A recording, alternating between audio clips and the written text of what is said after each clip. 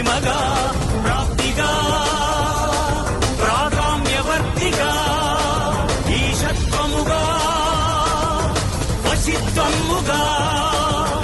నీలోని అష్టసిద్ధులు నీకు కన్పట్టగా స్వస్వరూపమే విశ్వరూపముగా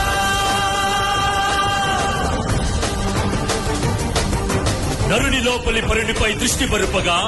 తల వంచి కైమోర్చి శిష్యుడవు నీవైతే నీ యాత్రి కడదేర్చు ఆచార్యుడవు నీవే.